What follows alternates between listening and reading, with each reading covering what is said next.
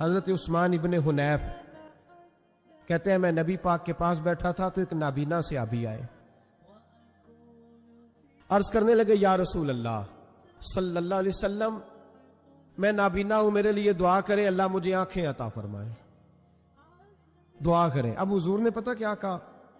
نبی پاک نے فرمایا دو باتیں، یا تو صبر کر لے یا میں دعا کر دیتا ہوں۔ صبر کرے گا تو اللہ جنت دے گا، یا تو صبر کر لے یا میں۔ صحابی بڑے پیارے تھے، کہنے لگے یا رسول اللہ جنت تو اللہ اپنے فضل سے دے گا ہی، میں نے نہیں صبر کرنا، مجھے آنکھیں چاہیے، اور پھر یہاں آ کے صبر کروں، این خزانے کے پاس جا کے صبر کروں؟ حضور میں نہیں صبر کرتا، آپ دعا کریں۔ نبی پاک نے دعا سکھائی، فرمایا دو نفل پڑھ جا کے اور دو نفل پڑھ کے میرے وسیلے سے دعا کر۔ کیا کر؟ اللہ سے کہہ کہ اللہ میں تیرے پاس تیرے رسول کا وسیلہ لے کے آیا ہوں، اور پھر کہنا یا محمد انی توجہت الیک، کہنا ہے محمد صلی اللہ علیہ وسلم میں آپ کے وسیلے سے اللہ کی بارگاہ میں حاضر ہوں، اور پھر اللہ سے کہنا کہ اے اللہ تو اپنے نبی کی سفارش میرے حق میں قبول فرما، کہا جا میرے وسیلے سے جا کے دعا کر۔ حضرت عثمان کہتے ہیں وہ چلے گئے، دو نفل پڑھے، حضور کے وسیلے سے دعا مانگی۔ فرماتے ہیں وہ چلے گئے پر ہم کوئی نہیں گئے۔ آپ کیوں نہیں گئے؟ تو صحابہ کا نظریہ بتاتا ہے کہ وہ گئے اس لیے نہیں کہ ہم حضور کا معجزہ دیکھ کے ہی جائیں گے، کہتے ہیں ہم گئے نہیں۔ تھوڑی دیر گزری تو وہ صحابی جو اندھے گئے تھے جب واپس آئے ہیں تو اللہ نے انہیں آنکھیں عطا فرما دی۔ بعض لوگ کام چور بھی نہیں ہوتے، لیکن اللہ کی حکمت کا تقاضا ہوتا ہے کہ بعض لوگ ایسے ہوتے ہیں جو زندگی کی دوڑ میں پیچھے رہ جاتے ہیں، غربت آ جاتی ہے، تکلیف آ جاتی ہے، آزمائش اور بیماری آ جاتی۔ ہمارا دین، ہمارے نبی پاک علیہ السلام کی سیرت ہمیں یہ سبق دیتی ہے کہ جو لوگ زندگی کی دوڑ میں پیچھے رہ جائیں ہم ان کا بازو تھامیں، ہم ان سے محبت کریں۔ حضور علیہ السلام نے فرمایا تمہیں جو رزق دیا جاتا ہے وہ تمہارے کمزوروں اور ضعیفوں کی برکت سے دیا جاتا ہے۔ ہمارے ہاں جس آدمی کو نعمت مل جاتی ہے وہ اس کو اپنا حق سمجھنے لگتا ہے، اور وہ سمجھتا ہے کہ میں لائق تھا، میں سمجھدار تھا، میں پڑھا لکھا تھا، میں ہی محنتی تھا، یہ میرا حق تھا۔ حالانکہ ایسا نہیں ہے، یہ تو اللہ کا فضل ہے، جس کو چاہے عطا کرے۔ اپنے دل میں دوسروں کے لیے نرمی رکھنا، ظاہر ہے جس کی آپ مدد کر رہے ہیں، جس کے ساتھ آپ تعاون کر رہے ہیں، جس سے آپ پیار کر رہے ہیں، وہ ایک انسان ہی ہے۔ انسانوں میں غلطیاں ہوتی ہیں، کمزوریاں ہوتی ہیں، سستیاں ہوتی ہیں، غفلتیں ہوتی ہیں۔ کرنے کا کام یہ ہے کہ ہم اپنے دل کو کشادہ کریں۔ ہمیں ہمارے نبی رحمت صلی اللہ تعالی علیہ وسلم نے جس نیکی کا حکم دیا ہے وہ یک طرفہ نیکی ہے۔ نیکیاں تجارت نہیں ہوتی کہ سامنے والا کرے گا تو پھر میں بھی کروں گا، نیکی یک طرفہ ہے۔ تو نبی پاک صلی اللہ تعالی علیہ وسلم نے ہمیں یک طرفہ نیکی کا کہا۔ معنی کیا ہے؟ کوئی کرے نہ کرے ہم نے نیکی کرنی ہے، کوئی شکریہ ادا کرے نہ کرے ہم نے نیکی کرنی ہے، کوئی اس کا احسان مانے نہ مانے ہم نے نیکی، کیونکہ بندے دیکھ کر نیکی نہیں کرنی، اللہ کی رضا دیکھ کر نیکی کرنی۔ آپ دیکھیے نبی پاک علیہ السلام کا مقدس طریقہ کیا ہے۔ قبیلہ بنو عراش کا ایک شخص مکہ مکرمہ اپنے کچھ اونٹ بیچنے کے لیے لایا تھا۔ چھوٹا سا تاجر تھا، دیہاتوں سے وہ جانور خرید کے شہروں میں بیچا کرتا تھا۔ تو وہ چند اونٹ بیچنے کے لیے مکے میں لایا تو اس بیچارے کے نصیب کے اونٹ اس سے ابو جہل نے خرید لیے۔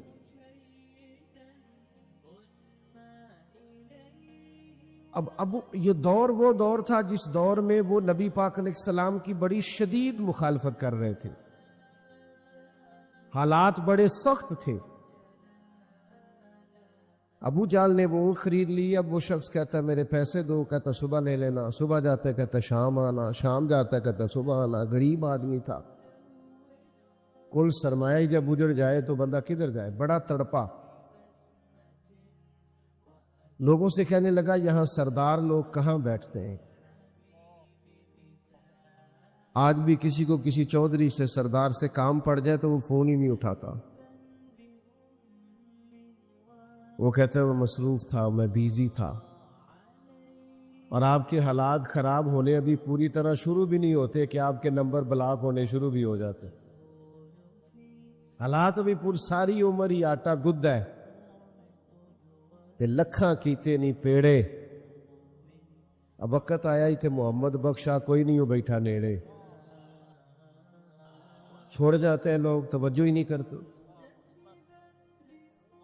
تو وہ شخص کہتا ہے کوئی شخص میری داد رسی کو تیار نہ تھا.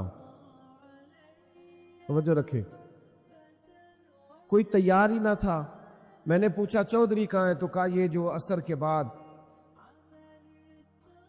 ٹولیاں بنا کے بیٹھے ہیں نا حرم مکہ میں, یہ سردار لوگ ہیں. تو وہ شخص کہتا ہے میں ان لوگوں کے پاس آیا, میں نے ان سے کہا یار میں غریب آدمی ہوں, میری مدد کرو. کس نے پیسے دبائے ہیں؟ جب میں نے ابو جہل کا نام لیا تو انہیں تو سانپ سونگھ گیا. بہت بڑا بدماش تھا, کون اس سے بات کرے. یہ ظالم پتہ ہے مضبوط کیسے ہوتے ہیں کہ جب وہ کسی اور پر ظلم کر رہے ہوتے ہیں تو ہم مظلوم کا ساتھ نہیں دیتے, پھر ظالم طاقتور ہو جاتا ہے. ہم اپنے بچے سے کہتے ہیں اندر سے کنڈی لگا لے, یہ ہماری آگ نہیں. حالانکہ پڑوسیوں کی آگ اس لیے بھی بجھا دینی چاہیے کہ اگر ان کی نہ بجھائی تو کہیں ہمارے گھر بھی نہ آ جائے. توجہ نہیں کرتے, ظالم مضبوط ہو جاتے ہیں. تو کہا ابو جال نے تیرے پیسے دبائے, اب تو سب کو سانپ سونگھ گیا. اللہ کے حبیب علیہ السلام حرم مکہ کے قریب عبادت میں مشغول تھے. تو اس نے کہا, ایک شخص نے اشارہ کیا حضور کی جانب, کہا وہ جو بیٹھے ہیں نا محبوب, وہ تیرا مسئلہ حل کرا دیں گے. اس نے اشارہ کیا اور باقی ہنسے معاذ اللہ, مذاق بنانے لگے, نقل کفر نہ باشد. وہ شخص کہتا ہے میں بڑا حیران ہوا کہ بھیجتے بھی ہیں اور مذاق بھی کرتے ہیں, مسئلہ سمجھ میں نہیں آتا. لیکن میں چلا گیا, جا کے حضور کی بارگاہ میں عرض کیا. فرماتے سادہ سا لبو لے جا, زمین پر حضور تشریف فرما ہے. پہلی نظریں لوٹ لے ماہی تیرے ہار شنگاراں. فرماتے ہیں نبی کریم صلی اللہ علیہ وسلم نے میری بات سنی, نہ قبیلہ پوچھا, نہ برادری پوچھی, نہ تعارف پوچھا. قربان جاؤں محبوب فرمانے لگے چل میں تیرے ساتھ چلتا ہوں. وہ جو وہاں بیٹھے تھے سردار, انہوں نے ایک بندہ بھیجا, کا ساتھ جا کے دیکھو وہاں بھلا کیا بات ہوتی ہے. حضور تشریف لائے. وہ شخص کہتا ہے سارے رستے تو نظریں جھکی رہیں, محبوب دھیمے دھیمے انداز میں میرے سوالوں کے جواب دیتے رہے. لیکن جب ابو جہل کا دروازہ آیا, حضور نے دستک دی, وہ باہر آیا, تو پھر میں نے اپنے نبی کی نظروں کو اٹھتے ہوئے دیکھا. پھر چہرے پہ جلال دیکھا. پھر میں نے نبوت کا دبدبا دیکھا. مظلوم کے ساتھ کھڑے ہونے میں حضور کا عروج دیکھا. کریم فرمانے لگے شرم نہیں آتی, غریب کے پیسے دبا گیا ہے, لا اس کے پیسے. اس پر تو گویا کب کپی تاری ہو گئی, کہنے لگا میں ابھی لے کے آیا. دوڑا گیا, اس کے پیسے لایا. اللہ کے رسول نے پیسے اسے دیے, اس نے شکریہ ادا کیا. سرور کائنات صلی اللہ تعالی علیہ وآلہ وسلم وہاں سے رخصت ہوئے. وہ جو جاسوس بھیجا تھا نا, اس سے پوچھا بعد میں وہاں سرداروں نے کہ کیا بنا, کہنے لگے یار تم بڑا سردار کہتے تھے, اس کے تو ہوش ہی اڑ گئے حضور کو دیکھ کے، اس کی تو حواس باختہ ہو گیا ہے وہ نبی کریم کو دیکھ کے، حالت ہی خراب ہو گئی، فوراً پیسے لے آیا ہے اور فوراً لا کے دے دیے۔ ابو جہل سے پوچھا تجھے کیا ہوا تھا، تو ویسے بڑی ڈینگے مارتا ہے، ہوا کیا؟ تو کہنے لگا ہونا کیا تھا، پتہ نہیں محبوب کے ساتھ کون سی طاقتیں تھیں، جب وہ آئے ہیں تو مجھ پر روب طاری ہو اور میں نے فوراً پیسے ادا کرنے میں عافیت سمجھی۔ بھائیو، کسی مظلوم کی مدد کرنی ہے، کسی غریب کے ساتھ کھڑا ہونا ہے، قبیلے میں، برادری میں، خاندان میں اگر ہمیں پتہ چل گیا ہے کہ فلاں کی زیادتی ہے اور فلاں مظلوم ہے، میری طرف دیکھیں جی، اب آپ مہربانی کریں، اب چھوڑے ساری چیزوں کو، جو چل رہا ہے وہ چلے گا، آپ توجہ کریں، چند ایک باتیں آپ سے ہو جائیں۔ ہمیں ہمیشہ مظلوموں کی داد رسی کرنی ہے، یہ ہمارے نبی کا درس ہے۔ ہمیں پتہ ہوتا ہے خاندان کے اندر مظلوم کون ہے، زیادتی کون کر رہا ہے، پر ہم یہ دیکھتے ہیں پیسے کدھر زیادہ ہے۔ ہمیشہ بھاری اور وزنی پارٹی وہ ہوتی ہے جہاں پیسے زیادہ ہوتے ہیں، انصاف کے لیے کھڑے نہیں ہوتے۔ ایک حدیث پاک سنانے لگا ہوں، اسے یاد رکھیے گا۔ اللہ کے حبیب علیہ السلام نے فرمایا قیامت والے دن رب کریم فرمائے گا فلاں جگہ حق بات کہنے کی ضرورت تھی، تم نے کیوں نہیں کہی؟ اللہ فرمائے گا وہاں ضرورت تھی کہ تم حق بولتے، کیوں نہیں بولا؟ تو بندہ عرض کرے گا مالک میں لوگوں سے ڈر گیا تھا۔ تو حضور فرماتے رب کریم فرمائے گا میرا زیادہ حق نہیں تھا تو مجھ سے ڈرتا، تجھے مجھ سے ڈرنا چاہیے تھا، تو لوگوں سے ڈر گیا۔ تو ایک تو یہ ہے کہ مظلوم کی داد رسی کی جائے، اور دوسرا یہ ہے کہ ہمیشہ خوش اس وقت ہوا جائے جب کوئی خوش ہو، دوسروں کی خوشی کو محسوس کر کے انسان خوش ہو۔ جب وہ کسی تکلیف زدہ آدمی کو دیکھو تو اسے بھی تکلیف ہو، اور جب وہ دیکھے کہ کوئی خوش ہو گیا ہے تو پھر دل کو خوشی نصیب ہو۔ صحابہ فرماتے قبیلہ مدر کے کچھ لوگ آئے تھے حضور کی بارگاہ میں، تو ان کے چہرے اترے ہوئے تھے، غربت چھلک رہی تھی، حالات ان کے پراگندہ تھے۔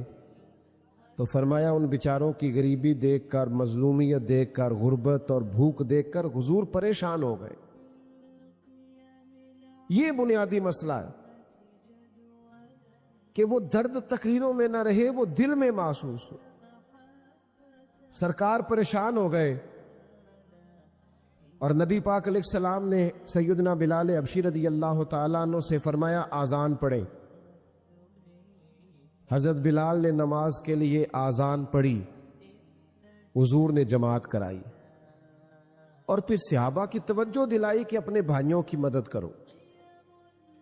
یہ بات کو سمجھے، اگر کوئی شخص صاحب حیثیت ہو تو اس کی توجہ دلائی جائے کہ یہاں غریب بستے ہیں، تنگ دست لوگ ہیں، مجبور ہیں، مقروض ہیں، توجہ دلائی۔ اللہ کے حبیب نے فرمایا ان کی مدد کرو۔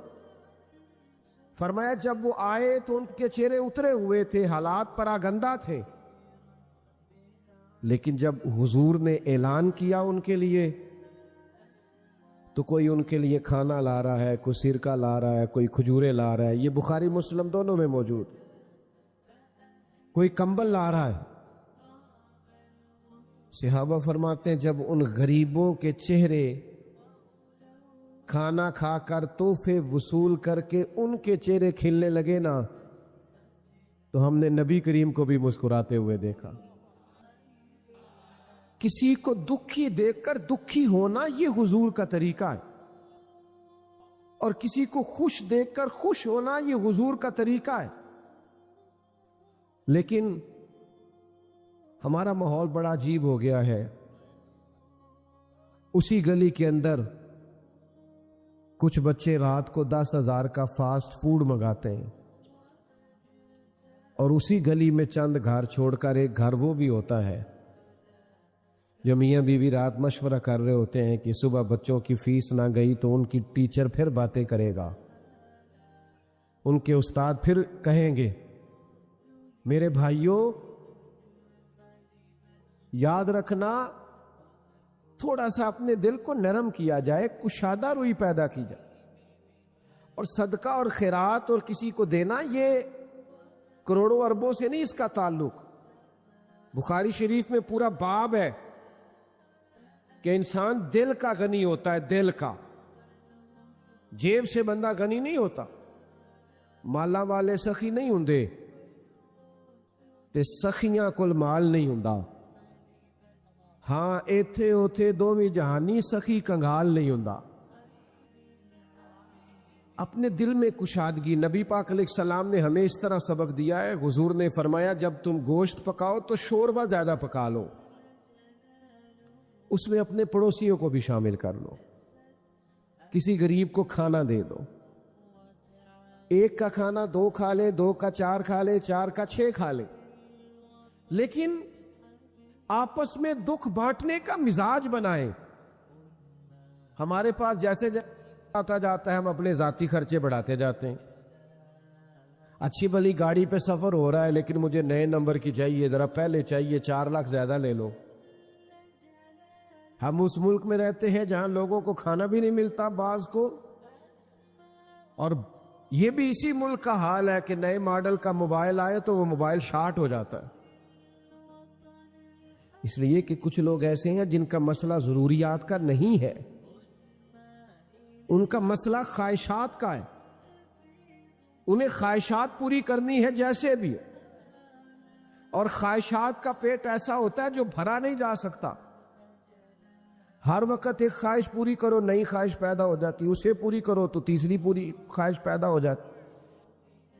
غرباء کے لیے کچھ دلوں میں گنجائش، مساکین کے لیے کچھ گنجائش۔ اور میں آپ سے عرض کروں، اللہ کے بندے اپنے مالک سے بڑا پیار کرتے ہیں، اپنے رب کے ساتھ ان کا رشتہ بڑا محبتوں والا ہے۔ یہ تو ہو گئی اللہ تعالیٰ کی محبت۔ پھر نبی پاک صلی اللہ تعالی علیہ وسلم نے ارشاد فرمایا کہ تم میں سے کوئی شخص اتنی دیر تک مسلمان نہیں ہو سکتا، مومن نہیں ہو سکتا، جب تک وہ اپنے ماں باپ سے،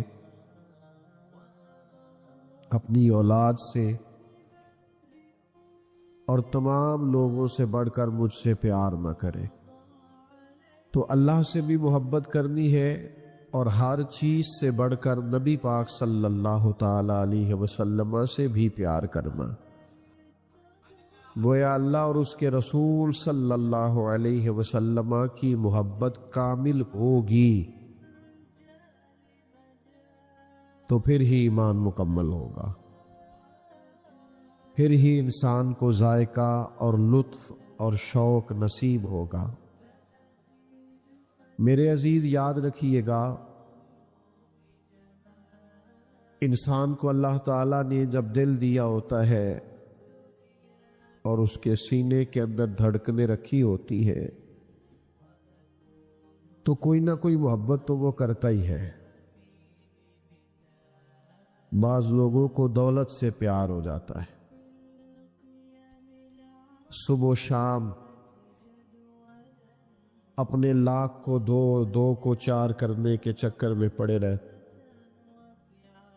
کچھ لوگوں کو اقتدار سے، کرسی سے، حکومت سے محبت ہو جاتی ہے۔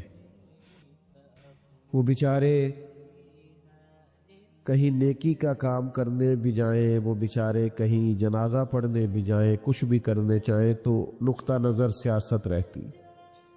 کچھ لوگوں کو شہرت سے بہت پیار ہو جاتا ہے، وہ ہر وقت چاہتے ہیں ان کی تعریفیں ہو، ان کے دل میں یہ خواہش مچلنے لگتی ہے کہ ہر وقت کوئی نہ کوئی ان کے گن گاتا رہے، ہر وقت کوئی نہ کوئی کسی نہ کسی جملے سے انہیں یاد کرتا رہے۔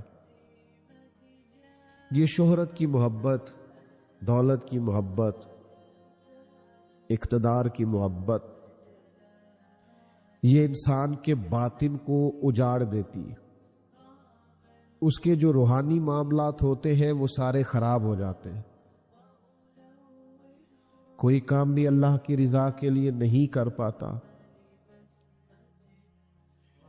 ہر وقت اس شوق میں لگے رہنا کہ میں کوئی بھی کام خیر کا کروں تو اس میں میری تعریف ہو، میری ستائش ہو،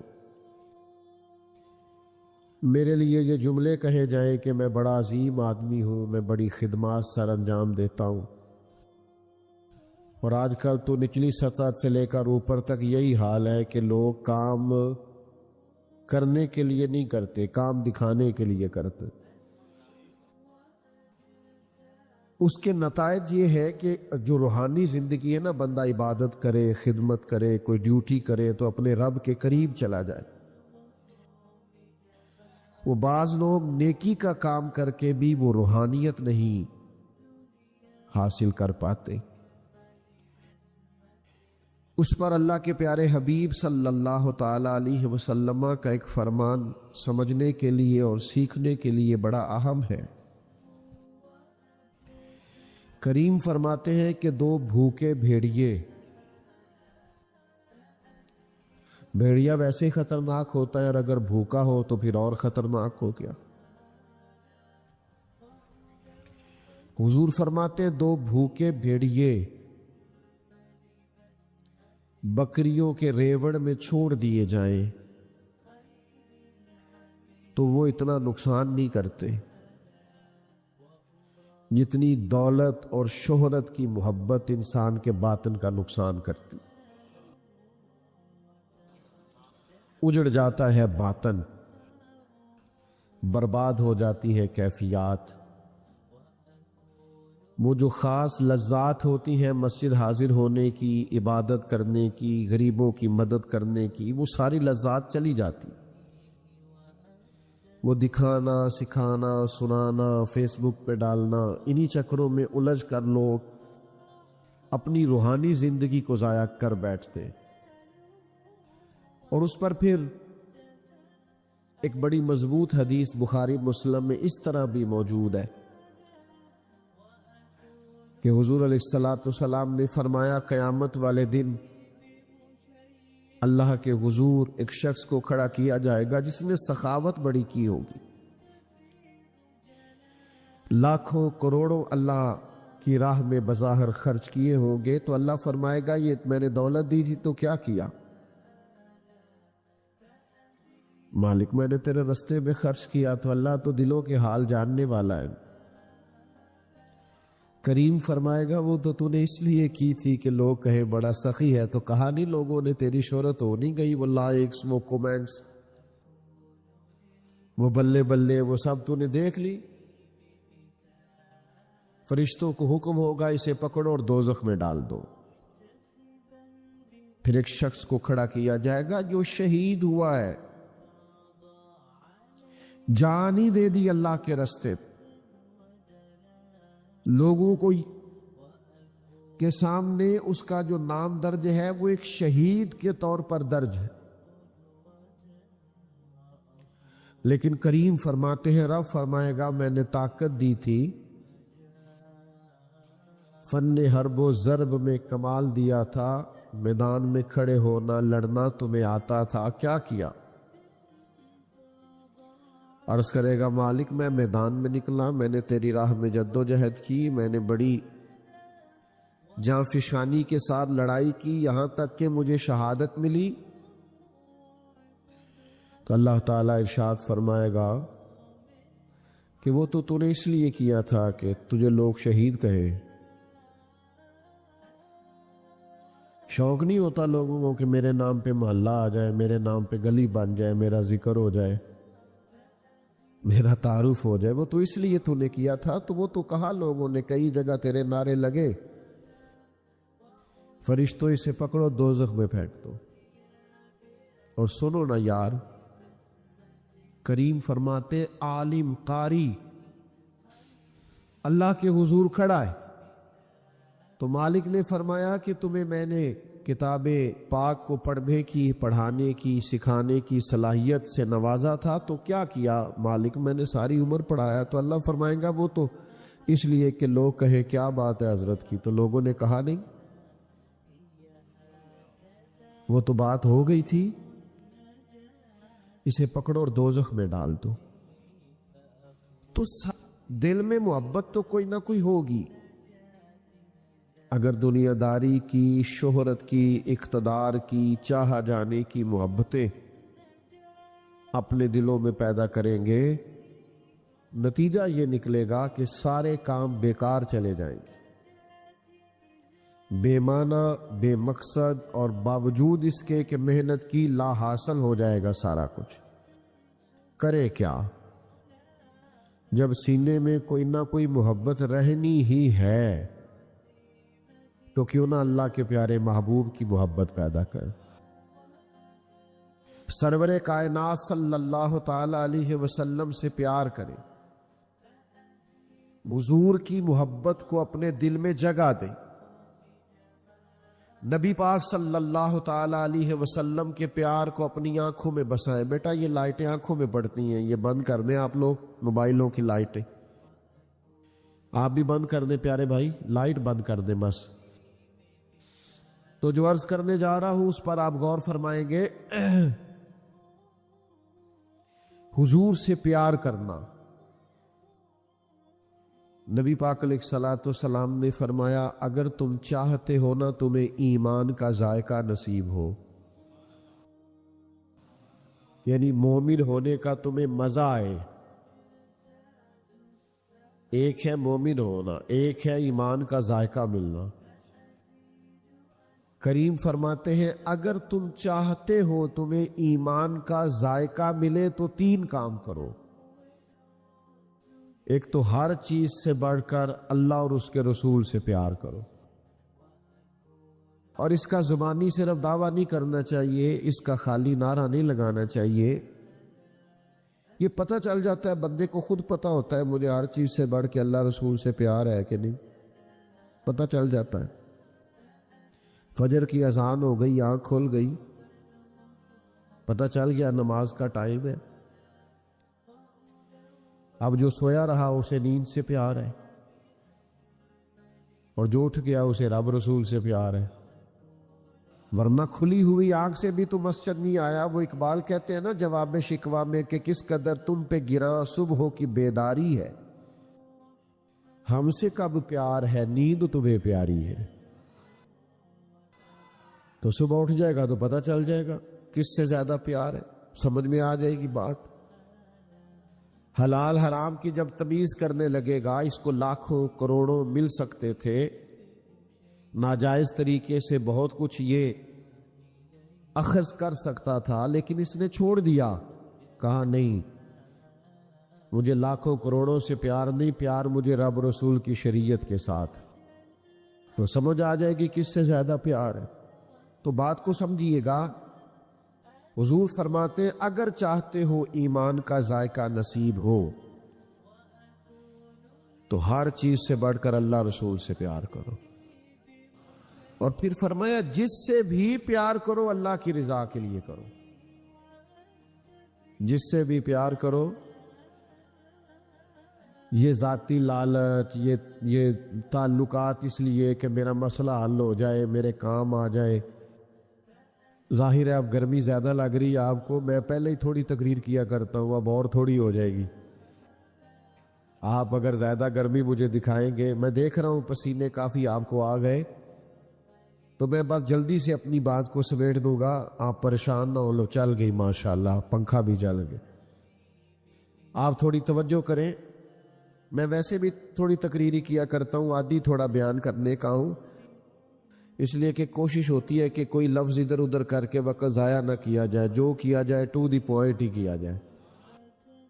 تو آپ تھوڑا سا توجہ کریں، چند ایک باتیں آپ سے ہو جائیں۔ حضور نے فرمایا اگر چاہتے ہو ایمان کا ذائقہ ملے تو پھر جس سے بھی پیار کرو اللہ کی، اور دوسرا کریم فرمانے لگے ایمان لانے کے بعد کفر کی طرف جانا تمہیں اتنا ناپسند ہو جتنا انسان کو آگ میں جانا ناپسند ہو۔ اگر یہ تین چیزیں تم اپنے اندر پیدا کرنے میں کامیاب ہو گئے تو تمہیں ایمان کا ذائقہ نصیب ہوگا، تمہیں ایمان کی لذت نصیب ہوگی۔ نبی کریم سے محبت کرے، حضور کی نعت پاک سے دلچسپی پیدا کرے، حضور کا ذکر پاک سنا کرے، ذکر پاک کیا کرے، نبی پاک کی بتائی ہوئی تعلیمات کے مطابق اپنی طبیعت کو مائل اور قائل کرے، حضور سید عالم علیہ السلام کے اسوہ نور کے مطابق اپنے شب و روز کو ڈھالنے کی کوشش کرے، سنت اور شریعت کا پاس اور لحاظ فرمائیں، آپ اپنی ساری دلچسپیوں کا رخ حضور کی طرف کریں۔